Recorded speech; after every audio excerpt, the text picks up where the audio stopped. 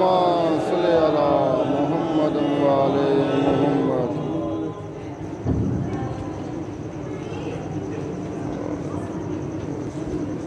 اعوذ باللہ من الشیطان الرجیم. بسم اللہ الرحمن الرحیم. الحمدللہ رب العالمین وصلی علی محمد وآلہ اجمعین. سیدنا و امامنا و حجتنا و ولی العالمین اجل اللہ فرجہ شریف. ثم السلام علی رب الانبیاء خاتم النبیین صلی اللہ علیہ وآلہ وسلم وعلی رب السماوات والارض صاحب العصر والزمان اجل اللہ فرجہ شریف. علی لعنۃ اللہ علی اعدائہم اجمعین من یوم العداوۃ الی یوم الدین. صلوات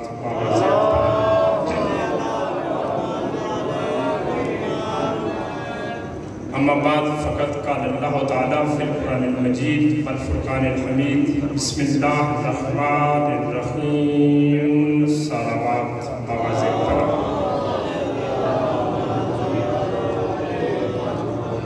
عظمت رسالت امام پہ صلوات تلاوت فرمائیں.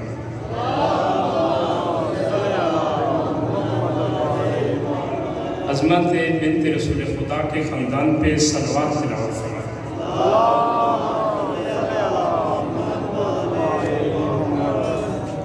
صادق آل محمد ارشاد فرماتے ہیں کہ ذات کبریا نے ابراہیم خلیل اللہ کو اس لیے جامع ملت لگایا کہ وہ ہماری ذات اقدس پہ کثرت سے درود بھیجا کرتے تھے. بواز بلند سماعت کریں. اللہم صلی علی محمد وعلی محمد.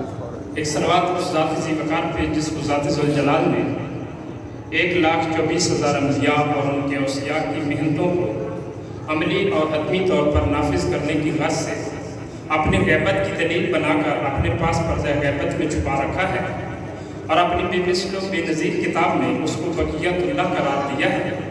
بقیت اللہ کی عظمت اور اپنی بقا کے لیے صلوات تلاوت فرمائیں.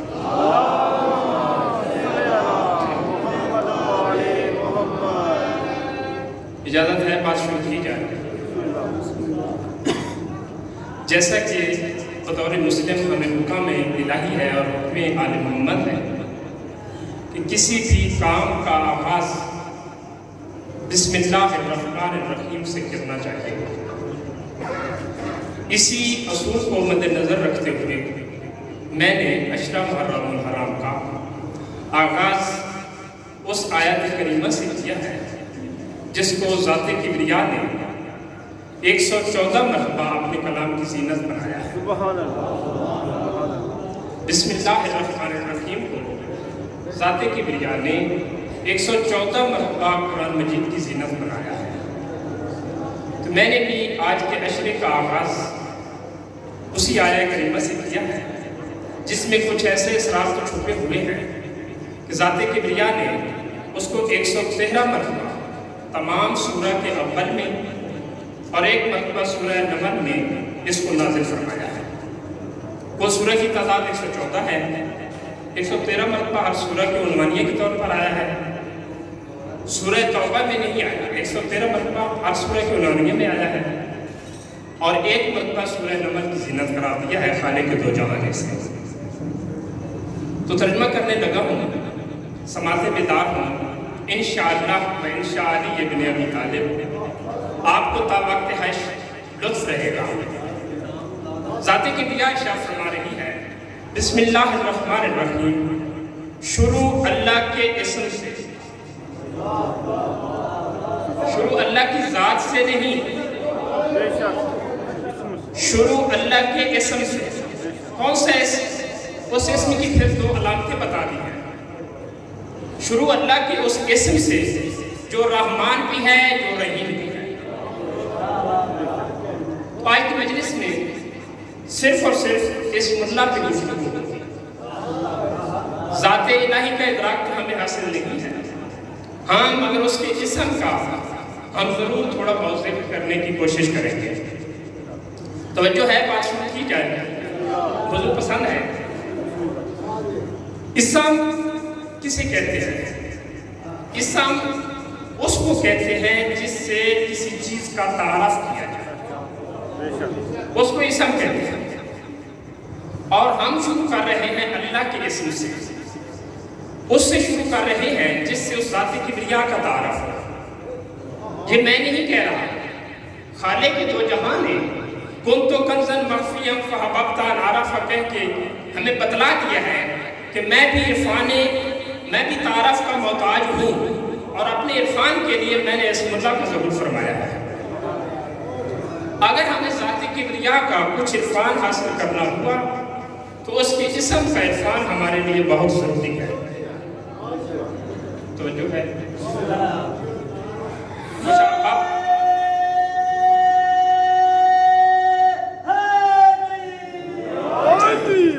اسی لیے سورہ اعراف میں خالق دو جہاں نے ارشاد فرمایا ہے وَلِلَّهِ الْأَسْمَاءُ الْحُسْنَى،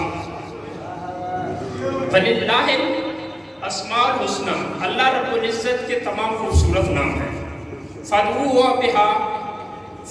بِهَا وَذَرُوا الَّذِينَ يُلْحِدُونَ، اللہ کے بہت سے خوبصورت نام ہیں، اس ذات کو جب بھی پکارو ان اسماء سے پکارو۔ اللہ کے بہت سے خوبصورت نام ہیں، اس ذات کو جب بھی پکارو ان خوبصورت اسماء سے پکارو۔ ڈائریکٹ ہم اللہ کی ذات کا تعارف حاصل نہیں کر سکتے۔ تاجدار امیر المومنین ارشاد فرماتے ہیں یا من ہوگا الا ہوگا، یا من ہوگا لا یعلم الا ہوگا، اے وہ ذات جس کا تعارف حاصل نہیں کیا جا سکتا ہاں مگر اسی ذات کے ذریعے، اے وہ ذات جس کا تعارف نہیں کیا جا سکتا ہاں مگر اسی ذات کے ذریعے۔ ادھر امیر کائنات ارشاد فرما رہے ہیں کہ اس کی ذات کا تعارف سوائے اس کی ذات کے نہیں ہو سکتا، اور پھر ارشاد فرما رہے ہیں بنا عارف اللہ ہو، ہم ہیں اللہ کی تعارف کا سہارا۔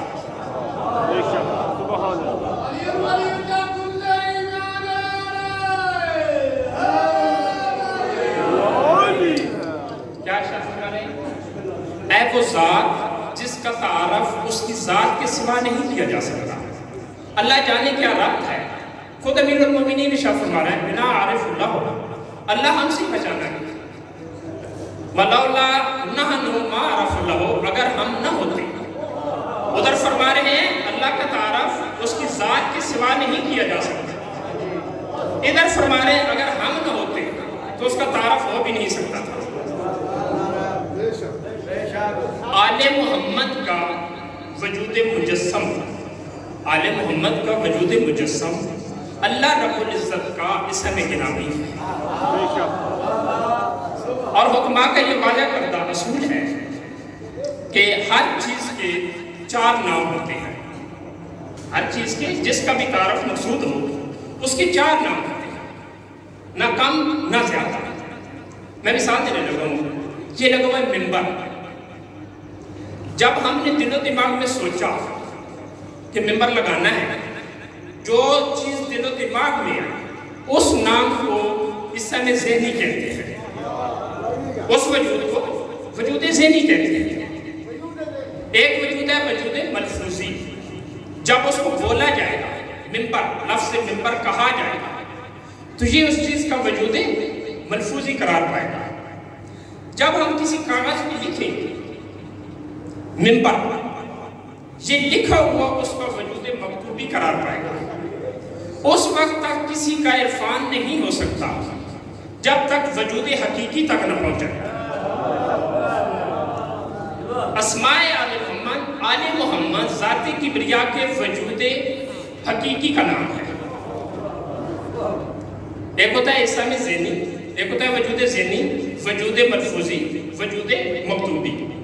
ان کی کوئی قدر و قیمت نہیں جب تک وجود حقیقی کا تعارف نہ ہو۔ اور آل محمد ہیں، حجج الہیہ ہیں اللہ رب العزت کے اسم کے وجود حقیقی۔ اسی لیے اس ذات کبریا نے فرمایا کہ جب بھی مجھے پکارو تو میرے اسماء وجودیہ سے پکارو، جب بھی پکارا جائے میرے اسماء وجودیہ سے پکارا جائے۔ خالق لم یزل ارشاد فرماتا ہے کہ جب بھی تم اللہ کے اسماء سے الحاد کرو گے، جھگڑا کرو گے، مخالفت کرو گے تو بہت خسارے میں جا۔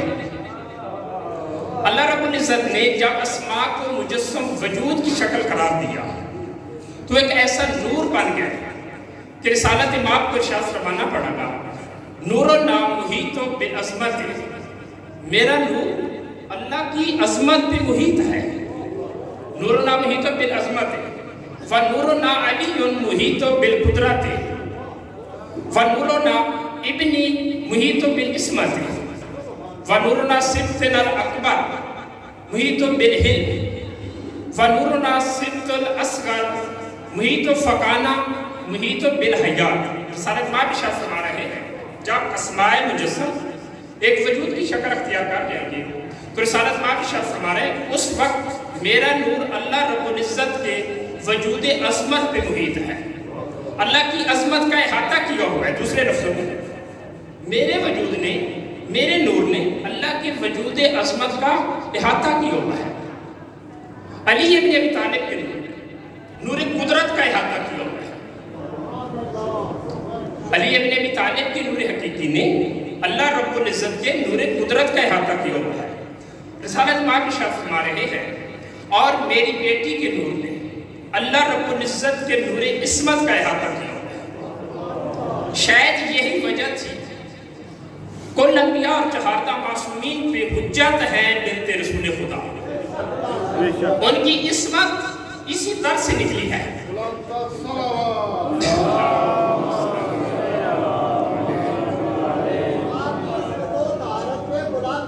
صلوات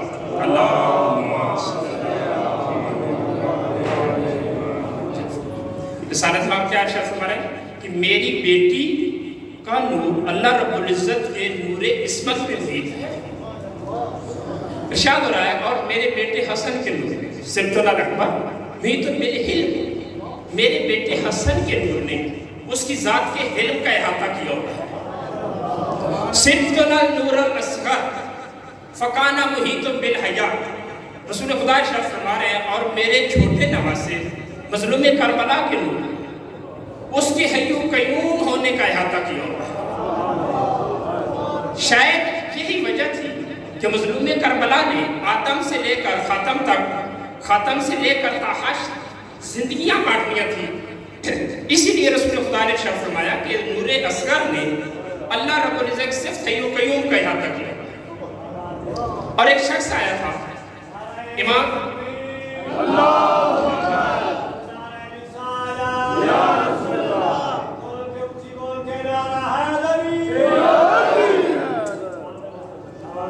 شاید یہی وجہ ہو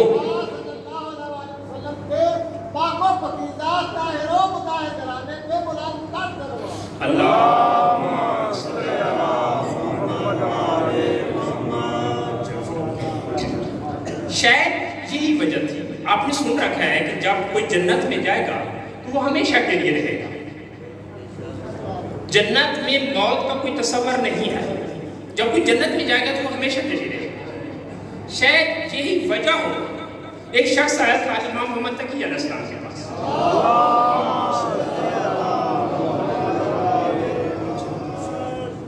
ایک شخص آیا تھا امام محمد تقی علیہ السلام کے پاس، یا مولا جنتی لوگوں کی تعداد کتنی ہوگی؟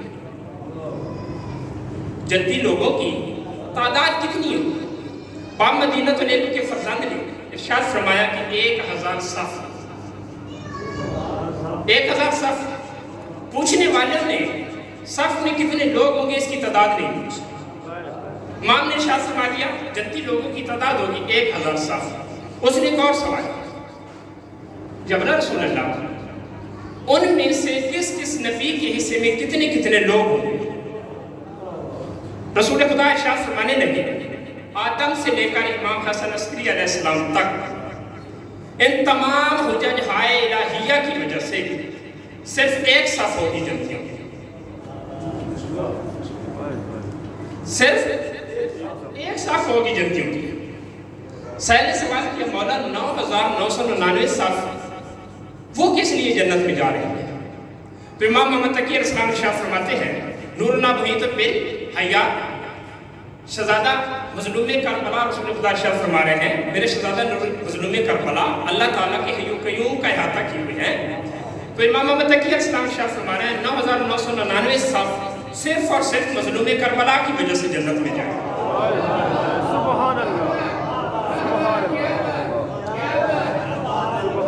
زندہ ماشاء اللہ.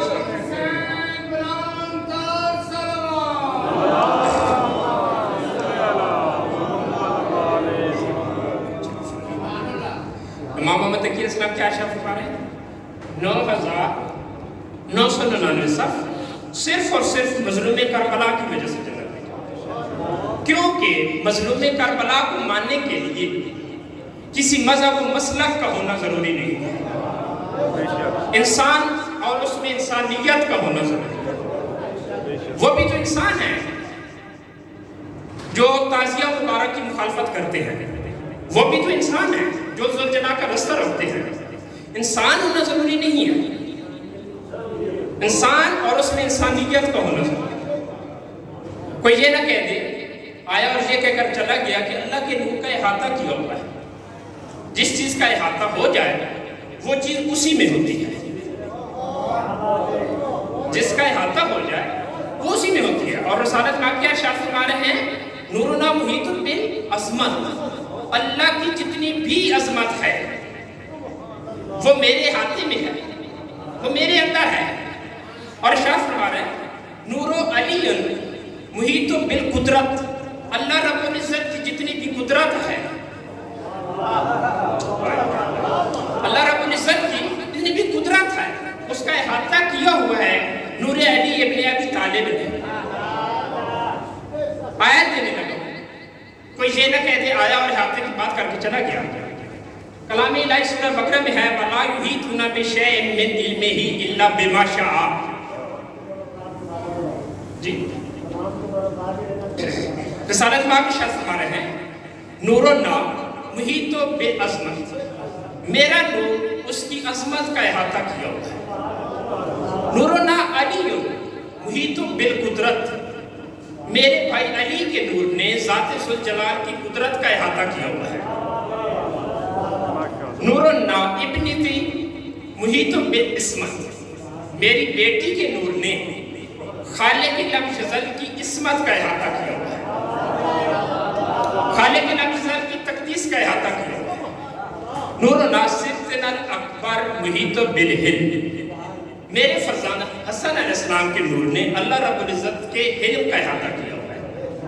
وَنُورُ نَاصِرتنا الْأَصْغَرَ فَقَانَا مُحِيطٌ بِالْحَیَاتِ. اور میرے چھوٹے فرزند مظلوم کربلا نے اس کی حیو قیوم ہونے کا احاطہ کیا. مظلوم کربلا نے آپ نے ریپیٹ کروایا بات واضح کر دی.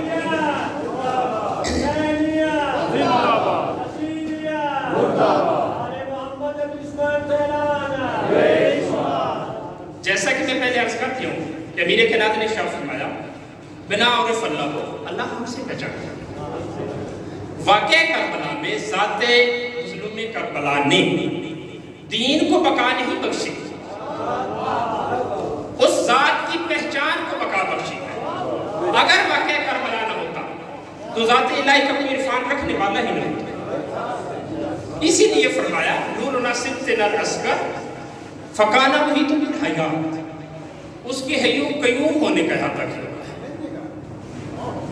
آیت ہے وَلَا يُحِيطُونَ بِشَيْءٍ مِّنْ عِلْمِهِ. اس کا کوئی احاطہ نہیں کر سکتا, کوئی شے اس کا احاطہ نہیں کر سکتا.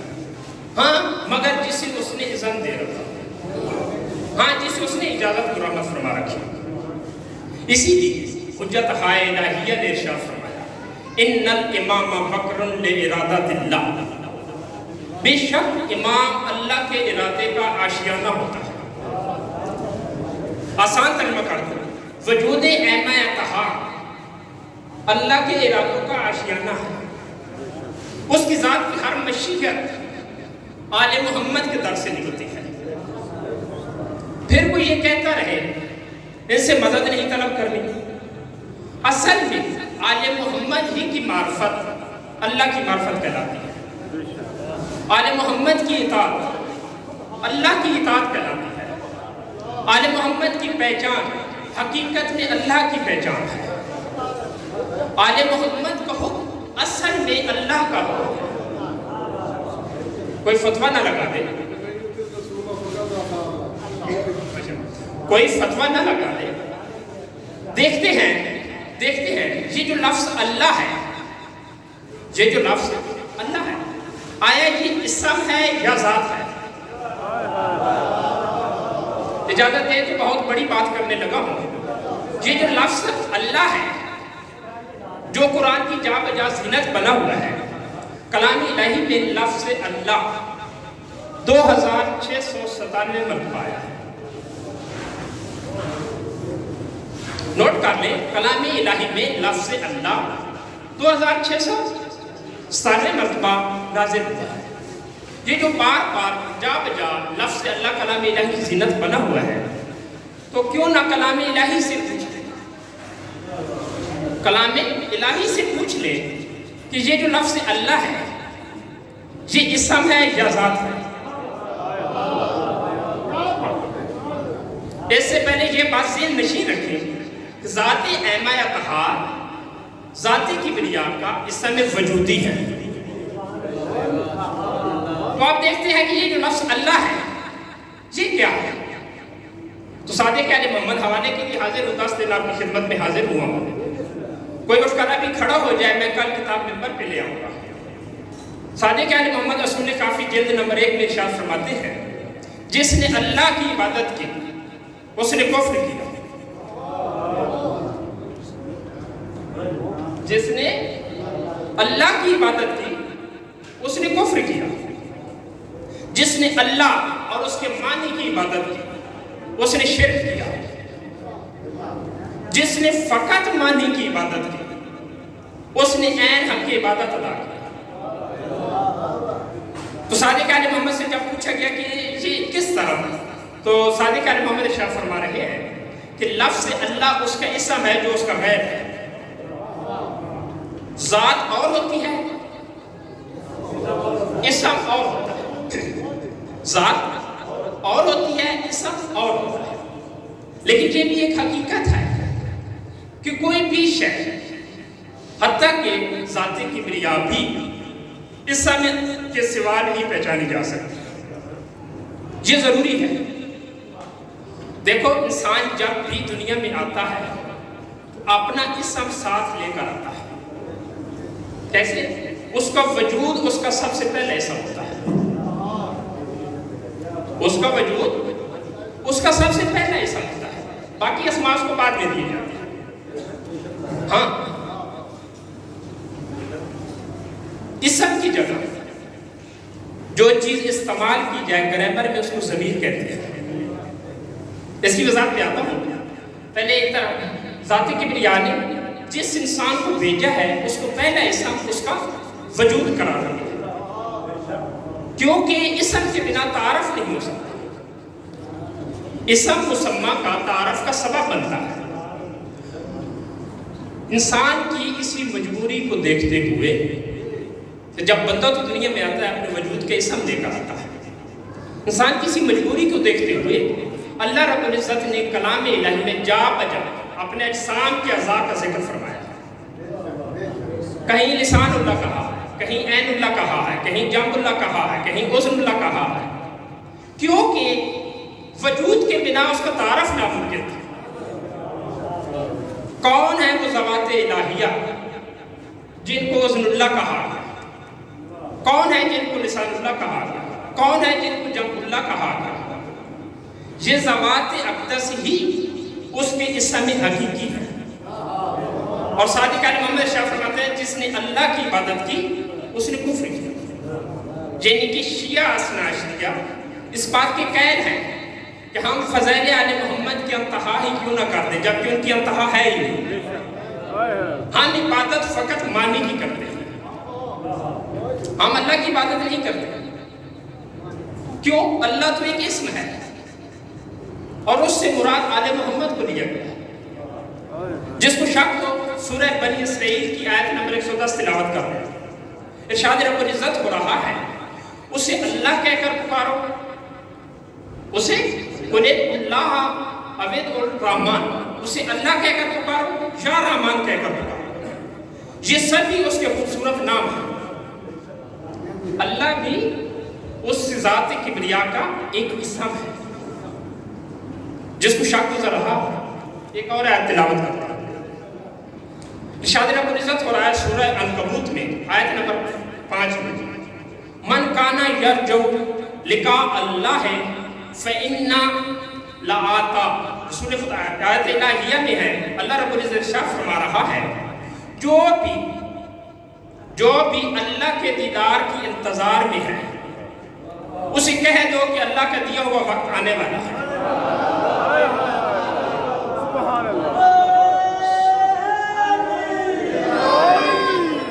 سورہ عنکبوت آیت نمبر 5. ارشاد رب العزت ہو رہا جو بھی اللہ سے ملاقات کرنے کا انتظار کر رہا ہے اسے بتا دو کہ اس کی ذات کے دیدار کا وقت قریب آ چکا ہے. تو میں آپ ہی کو منصف بنا کر پوچھتا ہوں کیا کوئی ایسا وقت آنے والا ہے جب وہ سونے پہ کرسی پہ بٹھانے والوں کی طرح ہمارے قید میں ہے کہ کیا کوئی ایسا وقت آنے والا ہے کہ وہ ذاتی کی بنیاد لوگوں کے سامنے جلوہ گر ہو. تو پھر اللہ یہ کیوں ارشاد فرما جو اللہ کے سے ملاقات کا انتظار لیے بیٹھے ان کو بتا دو کہ اللہ کی ملاقات کا وقت آنے والا ہے. صرف یہ بھی ارشاد نہیں ہے. اس سے یہ پتہ چلتا ہے کہ کوئی ذات ایسی ضرور ہے جو جلوہ الہی کا دیدار کروائے گی اور اسی کے دیدار کو اللہ کا دیدار قرار دیا جائے گا. اور جو لوگ بالکل اور جو لوگ دیدار الہیہ کے منکر ہیں ان پر اللہ رب العزت نے خاموشی اختیار نہیں کی. سورہ نام جو کہ چھٹا سورہ ہے آیت نمبر 31. سورہ نام آیت نمبر 31. ارشاد رب العزت ہو رہا ہے قد خسر الذین کذبوا لقاء اللہ.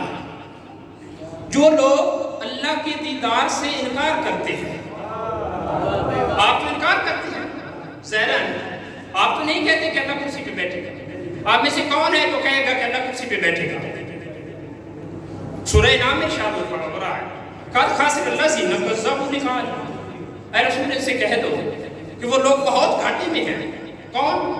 جو اللہ کے دیدار کے منکر ہیں. آپ مانتے نہیں ہیں کہ اللہ نظر آئے گا. ارشاد رب العزت ہو رہا ہے ان کو کہہ دو کہ وقت قریب ہے دیدار کا. اور پھر خاموشی نہیں. پھر ارشاد ہو رہا ہے کہ وہ خسارے میں ہے. کون؟ جو اللہ کے دیدار کو جھٹلا دے.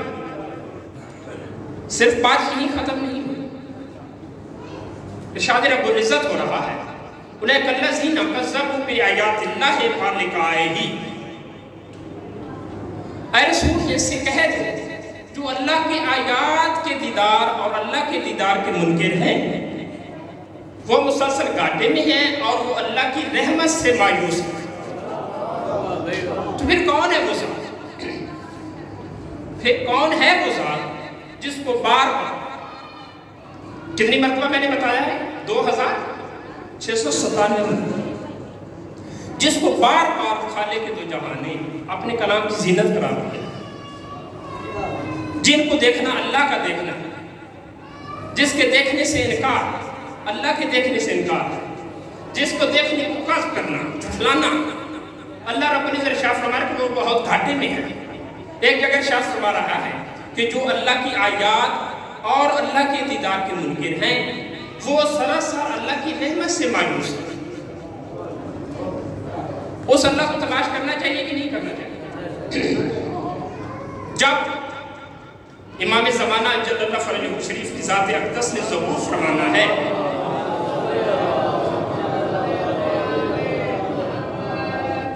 اس وقت جب امام زمانہ بیعت لے رہے ہیں تو ارشاد رب العزت ہو رہا ہے ان کے ہاتھوں پہ اللہ کا ہاتھ ہے.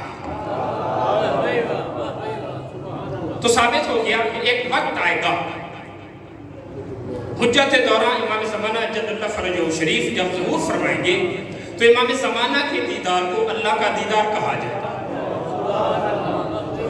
امام زمانہ کے دیدار کو, امام زمانہ کی اطاعت کو اللہ کی اطاعت قرار دیا جائے گا. ہر چیز اس کے اسم سے پہچانی جاتی ہے۔ چہاردہ معصومین کا وجود عطا، آل محمد کا اسم وجودی ہے، اللہ رب العزت کا اسم وجودی ہے، آل محمد کا وجود اللہ رب العزت کا اسم وجودی ہے۔ ان کی دیدار کو ہی اللہ کا دیدار قرار دیا۔ اگر اجازت دے تو ایک اور آیت تلاوت کرو۔ ارشاد رب العزت ہو رہا ہے سورہ قلم آیت نمبر 42 میں، سورہ قلم آیت نمبر 42 میں، یوم یکشف عن ساق اللہ، اور اس دن پنڈلی سے پردہ اٹھایا جائے گا، وَيَدْعُونَ إِلَى السُّجُودِ، اور سجدے کے لیے بلایا جائے گا، فَلَا يَسْتَطِيعُونَ، اور اس دن سجدہ نہ کر پائیں گے۔ کون نہ کر پائیں گے؟ جن کو ذات کبریا نے کہا ہے قَدْ خَاسِرَ الَّذِينَ كَذَّبُوا بِلِقَائِهِ، جو اللہ کے دیدار کے منکر ہیں وہ سراسر گھاٹے میں ہیں۔ کس دن گھاٹے میں ہوں گے؟ جب حجت دوران ظہور فرمائے اور اس کو ذات کبریا نے ساق اللہ سے پردہ ہٹانے کا کہا۔ امام رضا جامع الاخبار مانی الاخبار شیخ صدوق میں امام رضا پاک ارشاد فرماتے ہیں کہ پنڈلی سے پردہ ہٹنے سے مراد ہم آل محمد کا دیدار ہے۔ یا اللہ کی پنڈلی ثابت کرو، جب پنڈلی ثابت ہوگی پھر جسم بھی ثابت ہو جائے گا، پھر کرسی پہ بھی بٹھانا پڑے گا، پھر نعوذ باللہ ایک ٹانگ جہنم میں بھی ڈالنی پڑے گی۔ تو ارشاد ہو رہا ہے، امام رضا پاک ارشاد فرما رہے ہیں جب پنڈلی سے پردہ اٹھایا جائے گا، اس سے مراد امام زمانہ جل اللہ فرجہ شریف کا ظہور ہے۔ صرف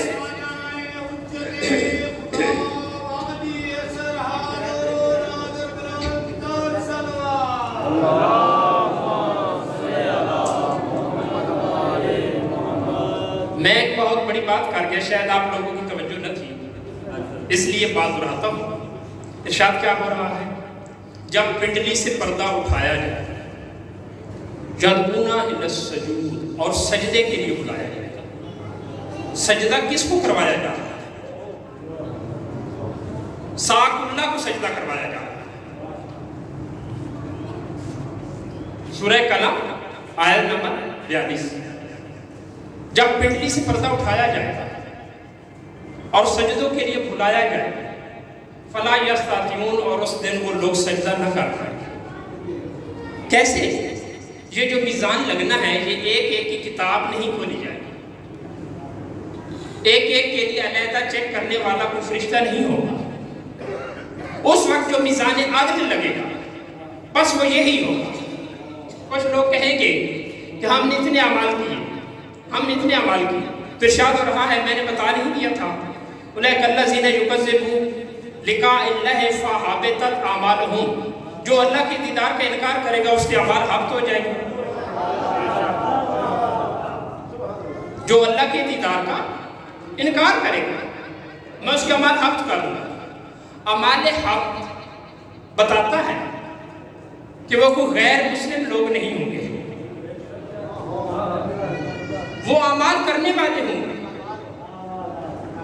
صرف فروعات کی قید نہیں، فروعات پہ اچھی طرح عمل کرنے والے لوگ، اسی لیے لفظ حبط استعمال ہوا۔ تو ارشاد رب العزت ہو رہا ہے، ارشاد رب العزت ہو رہا ہے اور اس دن ان کے اعمال حبط کر دیے جائیں گے۔ ایک سلوات پڑھیں فواز میں۔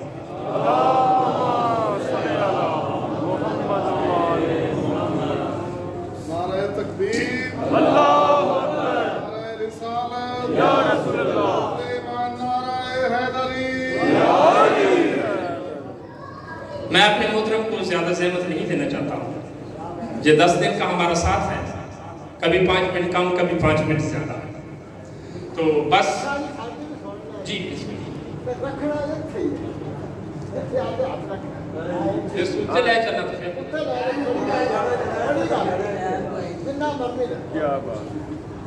صلوات پاوازے پڑھیں۔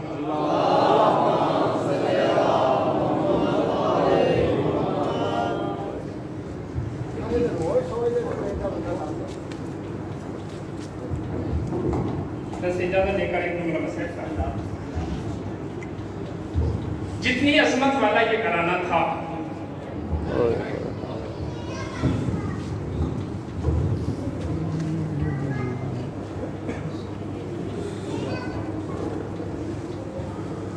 جتنی عظمت والا یہ گھرانہ تھا، امت نے اتنے ہی مصائب دیے ہیں عالم سے۔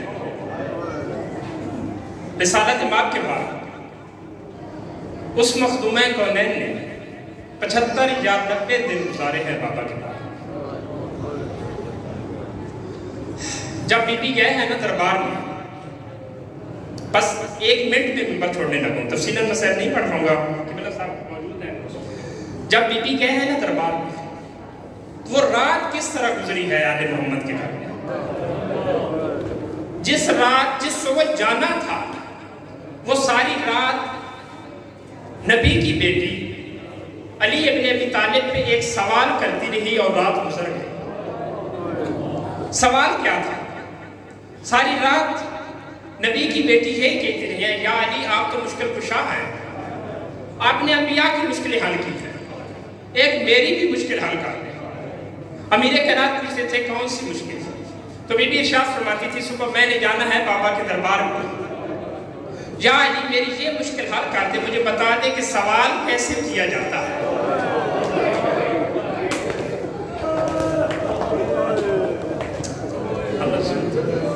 بی بی ارشاد فرماتی ہیں، اے انبیاء کی مشکل کشا، اے انبیاء کی مشکل کشا، آپ نے انبیاء کی مشکل حل کی ہے بشمول میرے بابا کی،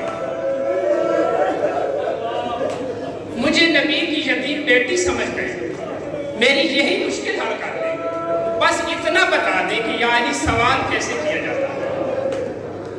آخر کیوں نہ کہتی مخدومہ کونین؟ 3 گھنٹے 58 منٹ کھڑا رہنے کے بعد بی بی پاک ارشاد فرماتی ہیں، چچا سلمان، جناب سلمان مخدومہ کونین کے قدموں پہ نگاہ ڈال کے کہتے ہیں، جی مخدومہ کونین، جی آقا ذاتی، حکم کریں، آپ اتنی غریب ہو گئی ہیں کہ اس دربار میں مجھے چاچا کہہ رہے ہیں۔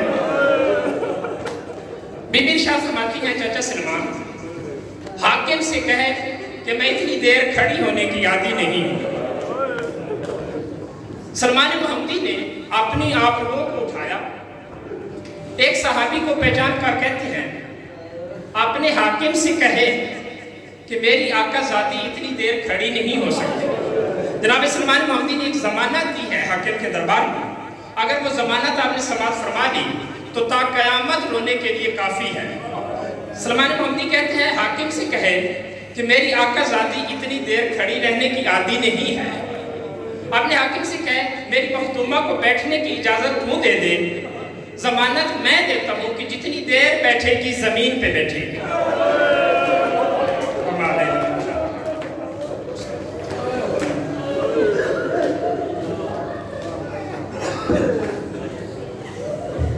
اس قوم کے رونے کے لیے یہی بات بڑی ہے۔